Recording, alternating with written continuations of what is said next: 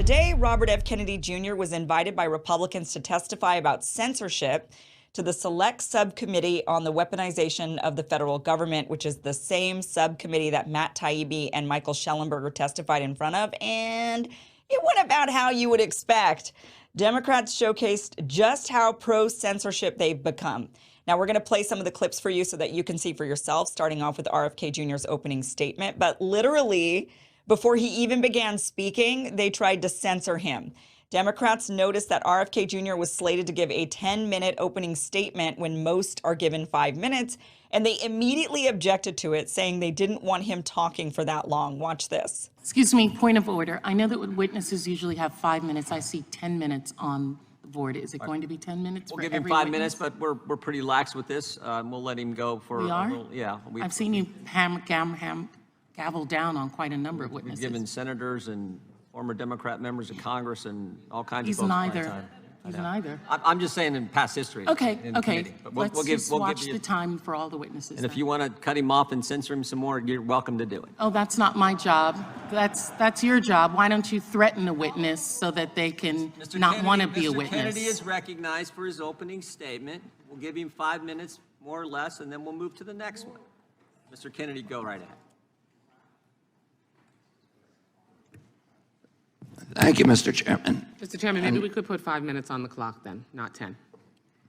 Could we put 5 on the clock and start it running?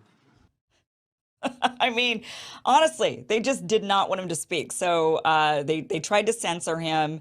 Other people who were invited to this, so this was, there were 3 that were invited by Republicans, 1 invited by Democrats. The other 2, besides RFK Jr., who were invited was Emma Jo Morris. She was a journalist who now works for Breitbart, but she was one of the main ones reporting on the Hunter Biden laptop for the New York Post that was heavily censored, as we saw. Also, John Sauer, he is a special assistant attorney general at the Louisiana Justice Department. He's involved in the Missouri versus Biden lawsuit, which is making its way through the courts right now. It's going to the Fifth Circuit Court of Appeals, where the judges ruled that the government did, in fact, infringe on First Amendment rights of Americans by censoring them through social media. So those are the other 2 who are testifying alongside Robert F. Kennedy Jr. Robert F. Kennedy Jr. is there to testify to the fact that he has been censored while campaigning for president. And the Democrat, she's all the way over there on she's wearing the gray suit on the screen with the turquoise top. She is Maya Wiley. She is the president and chief executive of the Leadership Conference on Civil and Human Rights.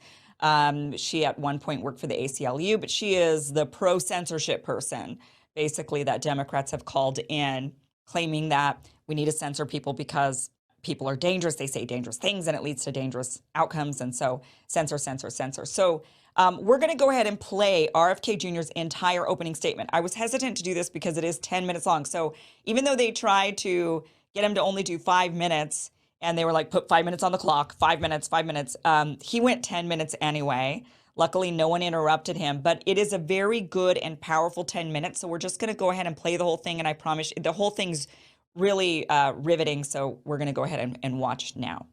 Thank you, Mr. Chairman. And I want to start.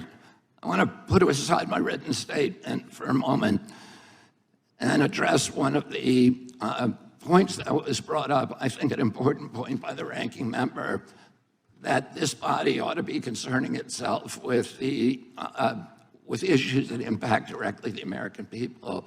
The rising price of groceries, 76% over the past 2 years for basic foodstuff, the war in Ukraine, the inflation issues, the border issues, many, many other issues that concern us all as a nation. We can't do that without the First Amendment, without debate. When I gave my speech, my announcement speech in Boston 2 months ago, YouTube, I talked about all those issues. I focused on grocery. I focused on the fact that working class people can no longer afford to live in this country. I talked about inflation, all the issues that deeply concern you, and that you've devoted your career to alleviating those issues. 5 minutes into my speech, when I was talking about Paul Revere, YouTube deplatformed me. I didn't talk about vaccines in that speech. I didn't talk about anything that was a verboten subject. I just was talking about my campaign and things, the conversation that we ought to be having with each other as Americans. But I was shut down, and that is why the First Amendment's important. Debate, congenial, respectful debate is the fertilizer, it's the water, it's the sunlight for our democracy. We need to be talking to each other. Now, this is a letter that many of you signed, many of my fellow Democrats. I've spent my life in this party. I've devoted my life to the values of this party. 102 people signed this. This itself is evidence of the problem that this hearing was convened to address. This is an attempt to censor a censorship hearing. The charges in this, and by the way, censorship is antithetical to our party. It was appalling to my father, to my uncle, to FDR, to Harry Truman, to Thomas Jefferson, as the chairman referred to. It is the basis for democracy. It sets us apart from all of the previous forms of government. We need to be able to talk, and the First Amendment was not written for easy speech.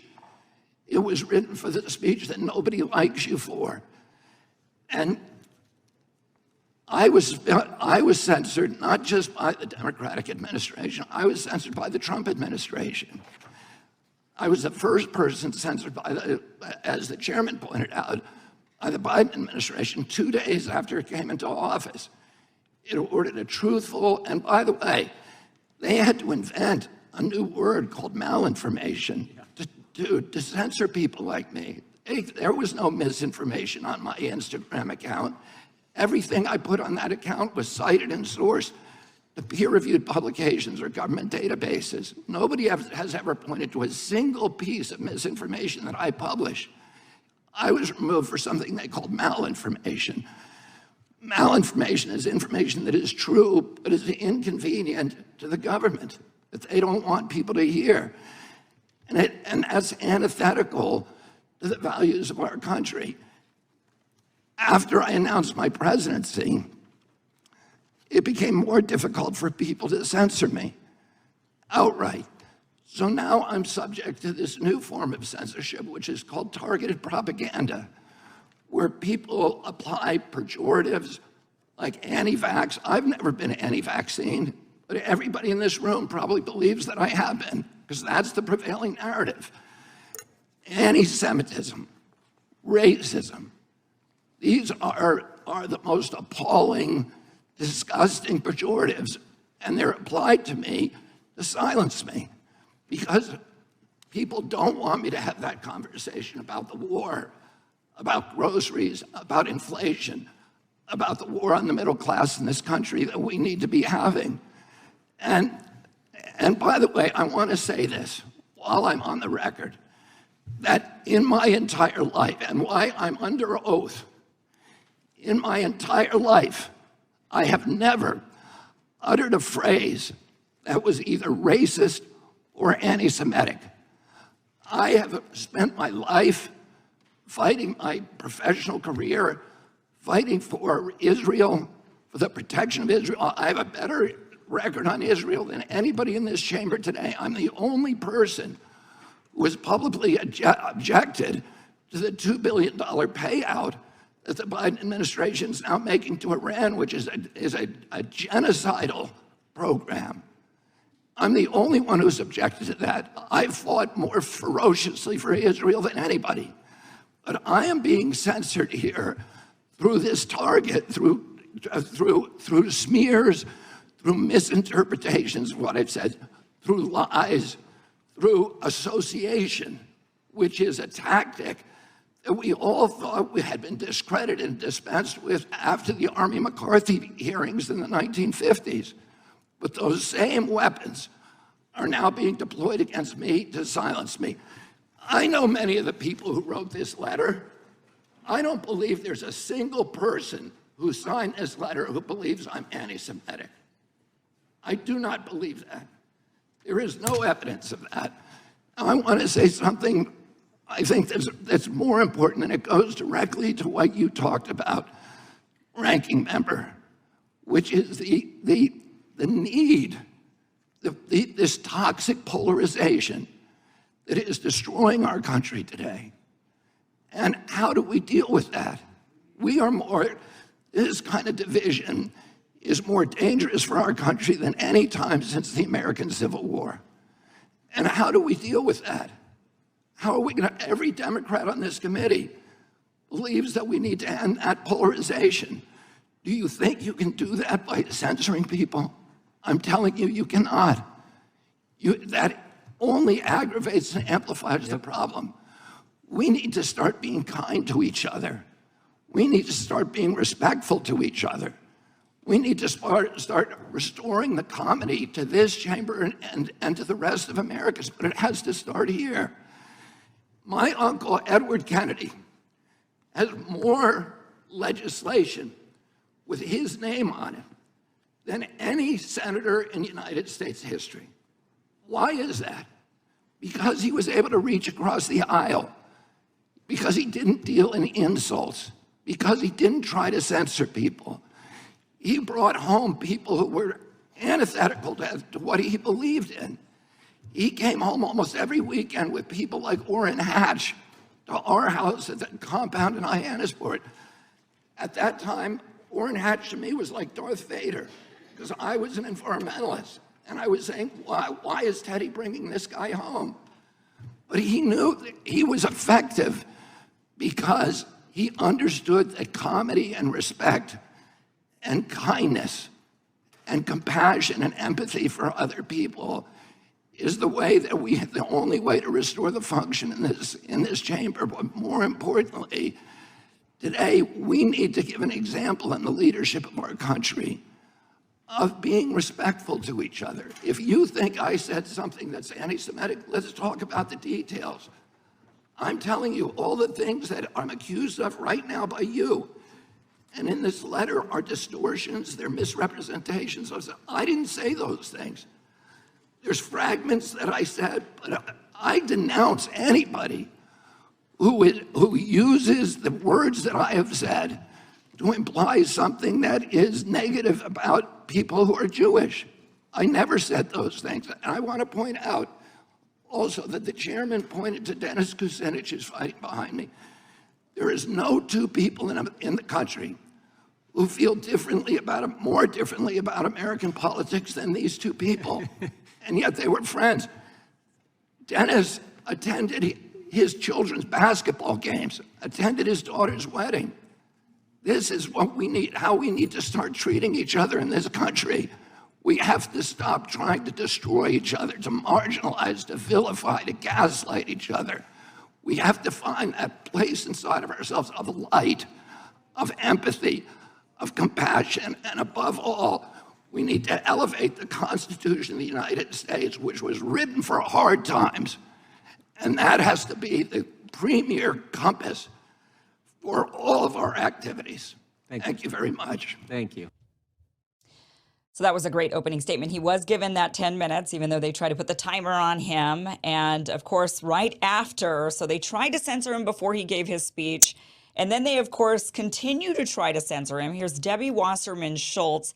She is claiming that he is going to make defamatory and degrading comments. And so she wanted to move to an executive session, which is more private. And then Massey moves to ignore her. And he moves to ignore her idea of moving to a more private executive session. And he wants to continue the hearing, which is called tabling. So watch this. Mr. Chairman, I'd like to raise a point of order. Gentlelady can state her point of order. Point of order pursuant to House Rule 11, Clause 2, which Mr. Kennedy is violative of. I move that we move into executive session because Mr. Kennedy has repeatedly made despicable anti-Semitic and anti-Asian comments as recently as last week. Rule 11, Clause 2 says, whenever it is asserted by a member of the committee that the evidence or testimony at a hearing may tend to defame, degrade, or incriminate any person, or it is asserted by a witness that the evidence or testimony that the witness would give at a hearing may tend to defame, degrade, or incriminate the witness, and it goes on. Mr. Kennedy, among many other things, has said I know a lot now about bioweapons. We put out hundreds of millions of dollars into ethnically targeted microbes. The Chinese have done the same thing. In fact, COVID-19, there is an argument that it is ethnically targeted. COVID-19 attacks certain races disproportionately. The races that are most immune to COVID-19 are... Lady making a motion or a speech? I've made a motion to move into executive session because Mr. Kennedy's testimony... Mr. Chairman, I and move his to table the previous motion. statements- The gentleman from Kentucky has moved to table.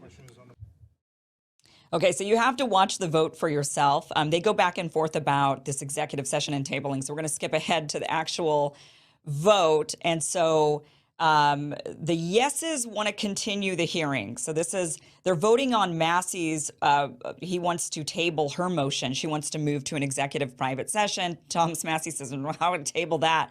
So they now have to vote on whether or not they're going to continue this session or move to an executive into an executive hearing. So the yeses are for continuing, and the noes, which are a bunch of Democrats, are for censoring RFK Jr. and moving to a more private hearing. Watch this. Clerk will call the roll.